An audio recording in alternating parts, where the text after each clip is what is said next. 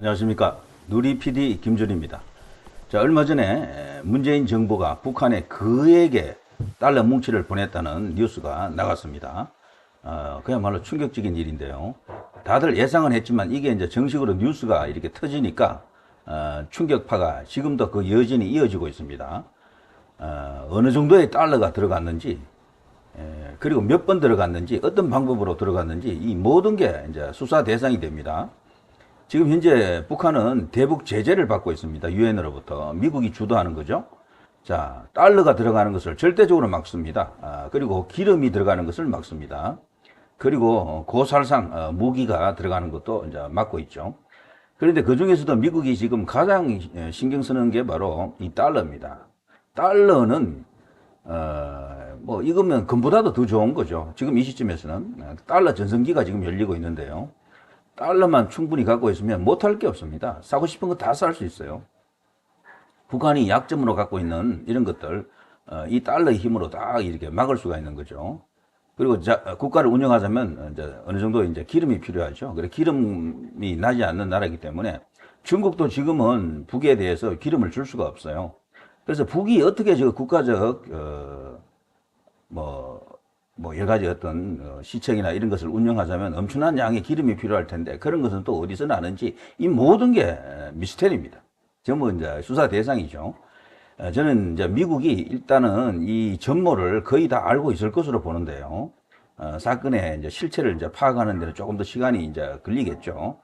그 후에 어쩌면은 우리 대한민국 국민 중에요.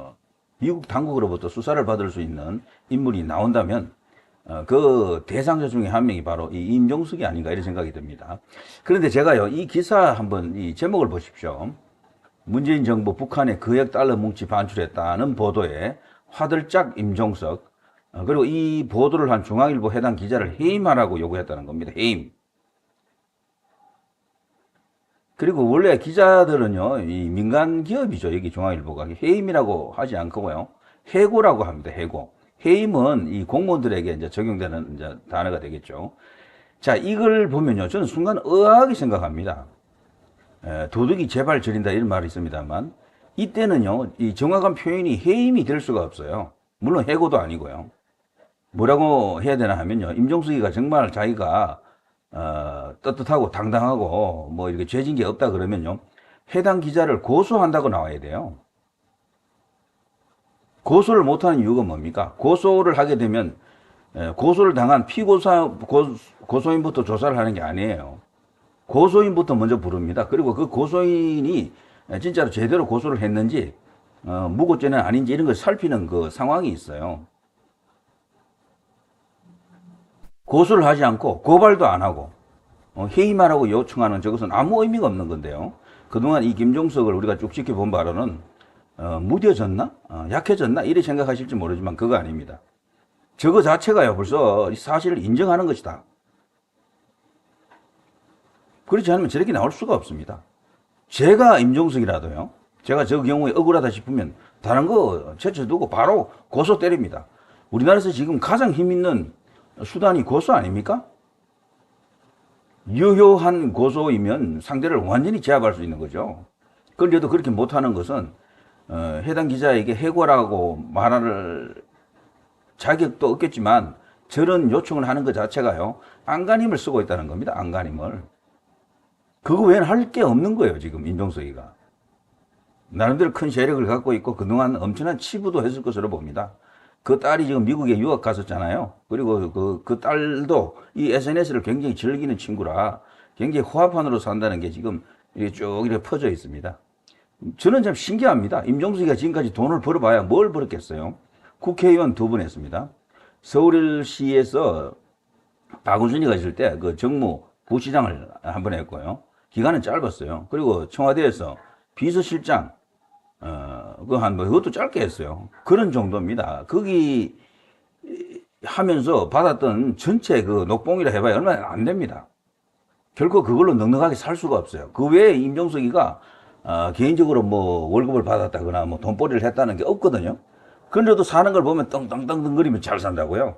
부자라 그래요. 지금 퍼져 있는 이야기들로는 임종석 어마어마한 재산을 갖고 있다. 이런 이야기도 있긴 있어요. 저도 그거는 뭐 확신은 못하지만 그런 이야기가 있다는 거죠. 그걸 보더라도 뭔가 그 배우에 엄청난 거래가 있었거나 합당하지 못한 거래가 있었거나 뭐 이런 것들이 있었겠죠. 불공정한 뭐 그 무엇이 있었다고 이제 볼 수밖에 없는 겁니다. 자, 임종석이가 과거에는 문재인 위에 있는 존재다. 그런 말도 있었죠. 실질적으로 문재인을 컨트롤하는 그 당시 청와대 1인자는 바로 임종석이다. 북의 입장에서는 임종석이가 서열이 훨씬 높고 그야말로 저들 이제 김씨 백두혈통의 입장에서 볼 때는 남반부에서 활동하는 재간둥이다. 뭐 이렇게 이제 표현할 수가 있겠죠. 물론 이런 모든 게요 법적으로 확인된 건 아닙니다. 때문에 이런 설이 지금 파닥이 퍼져 있는데도 불구하고 이것을 확실하게 규명하지 못하는 우리나라의 지금 상황이 참 좀 아쉽긴 합니다. 야, 윤석열 정부에서요 이런 것까지도 어느 정도 실체를 밝힐 수 있는 그날이 와야겠죠. 자, 임종석은요 남북 정상회담 준비위원장으로서 요구한다. 중앙일보는 장세정 논설위원을 즉시 해임하라 쳤고, 해임이 아닙니다. 해고입니다. 해고. 일반 사기업에 이제 근무하는 직원들은 해임이라는 단어가 없어요. 아예. 자, 윤건영도 철진한 색깔론이라고 이제 치고 나왔고요. 자, 그 당시 청와대 인사가 누군지 밝혀라. 저들이 도둑이 제발 저렸다라고 딱 이렇게 표현할 수가 있습니다. 그렇지 않으면은 고발이든 고소를 해야 된다니까요. 그걸 못한다는 것은 바로 이제 그것을 이야기하는데요. 이 기사를 조금 제가 더 살펴보면요. 임종석이는 어쨌거나 이 사진에서 보듯이요. 저기 북인사하고 만나게 되면 인생에서 가장 즐거운 순간이 됩니다. 화들짝 이렇게 놀란 표정과 반대로 환히 웃는 얼굴로 항상 저러더라고요. 항상. 그렇게 좋은가 봅니다. 그런데도 이 남쪽에서 이렇게 그냥 치고받고 하면서 싸울 필요가 없겠네요. 북으로 가면 그냥 영웅인데 그대로. 자, 임종석이가요.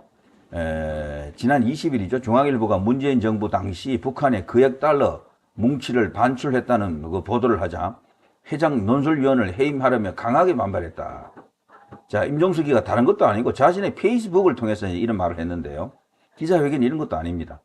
중앙일보는 장세정 논설위원을 즉시 해임하라. 그리고요, 앞서 중앙일보 장세정 논설위원은 2018년 세 차례 열렸던 남북 정상회담을 전후해 청와대에 근무했던 한 공직자에 따르면 대통령 전용기 등 방북 항공편이 오갔던 성남 서울공항을 통해 북한으로 규정을 초과하는 그에게 달러 뭉치가 반출됐다라고 이제 충격적인 주장을 했죠. 보도죠. 그리고 돌아오는 비행기에는 김일성, 김정일, 김정은 세습 정권 우상화와 공산주의 이념 서식이 가득 실려왔다. 뭐 이렇게 되어 있습니다. 자, 이런 것을 보고 임종석이가 자기 딴에는 몇 번 고민을 했다고 합니다. 정신 나간 소리에 일일이 대응하는 게 오히려 점잖지 못하다고 사교도 봤다. 그러나 가짜는 매체나 찌라시였다면 무시했을 것이다. 그지만 명색이 제도권 언론, 메이저 언론인 중앙일보이고 버젓이 논설위원 암흑의 명함을 걸고 쓴 글이다. 그래서 묵과할 수 없다. 이런 거죠. 자, 이런 것도 참 중요한 워딩입니다. 사실 매체도 다 같은 매체가 아니거든요. 메이저 미디어의 영향력이 얼마나 큽니까? 그래서 이제 보수 지형에서도 이 메이저 미디어와 이 관계를 좋게 하는 것, 이거 참 숙제 중에 숙제입니다. 박근혜 대통령 탄핵은 이 메이저 미디어의 어떤 활동, 영향력, 이거 없이는 설명이 안 됩니다, 사실. 자, 임종석은 일말이라도 근거가 있다면 이는 결코 기사 몇 줄로 넘어갈 일이 아니다. 장세정은 즉시 고발 조치를 취하라. 그럴 생각이 없다면 장세정 기자는 자신의 기사에 책임을 져야 한다. 2018년 당시에 남북 정상회담 준비위원장을 맡았던 사람으로서 정식으로 요구한다. 중앙일보는 해당 기사에 대해 납득할 만한 해명과 조치를 취해 주시기 바란다. 자, 여기는 반대로요. 자신을 고발하라 그러죠. 원래는 이게 억울하면 본인이 고소하든 어떤 단체를 동원해서 고발을 하든 해야 됩니다. 이거는 완곡한 인정이라고 봅니다. 저는. 그렇지 않고 이렇게 나약하게 나올 임종석이가 아니다. 저는 그렇게 보고요. 자, 아무튼 문재인 정부 당시 청와대에서 국정기획상황실장을 지낸 윤건영이도 한마디 했는데요. 단언컨대 중앙일보가 바라는 일은 없었다. 중앙일보에 달러 뭉치 운운했다는 그가 누굽니까? 카드라식으로 책임지지 못할 음모론을 이야기하지 말고 정확한 내용을 밝히라. 이런 식으로 반발했고요. 윤건영이는 지난번에 김문수 경산의 위원장에게도 김일성 주의자 어쩌고 하는 그걸로 시비를 한번 걸었던 그 인물이죠. 문재인의 남자, 문재인의 키죠. 이 중에 한 명이죠.